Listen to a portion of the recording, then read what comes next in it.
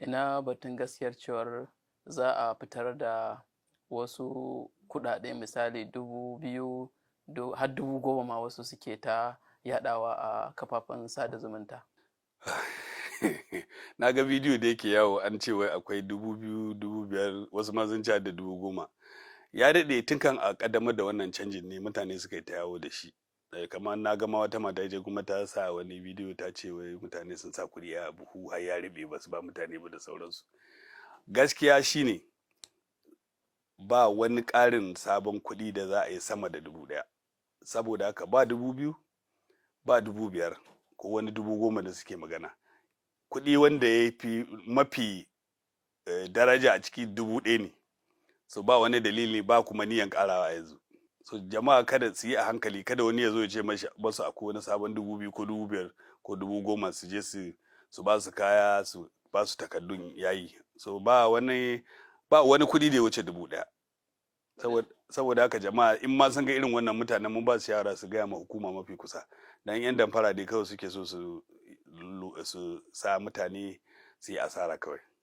Waɗanne irin matakai za a ɗauka wajen kare sabon kuɗin da za a fito da shi don kada musamman mutanen da ke karkara su faɗa hannun 'yan zamba cikin aminci?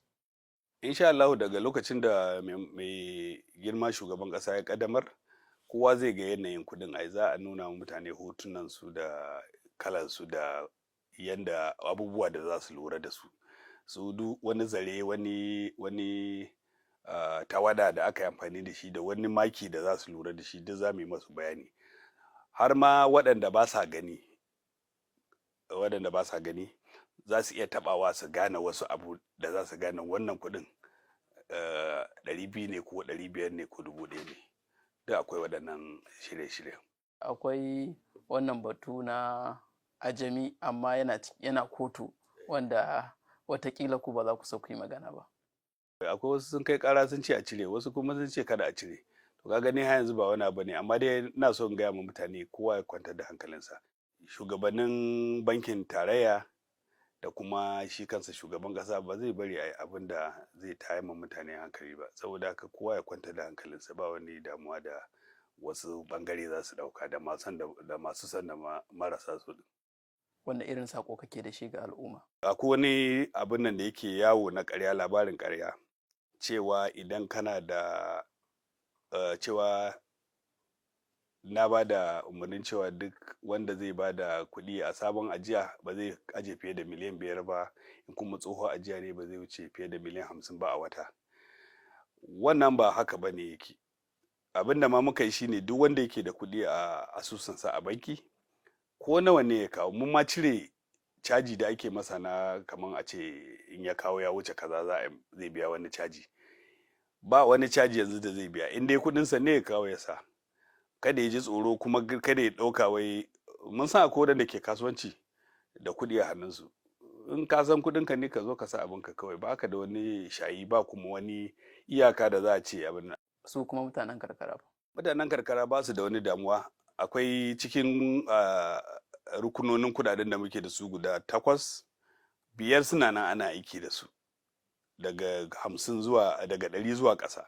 Saboda haka ba su da wani damuwa da wayannan. Wayancan din su ba a da niyan canza su ko bayan 31 ga watan Janairu na 2023.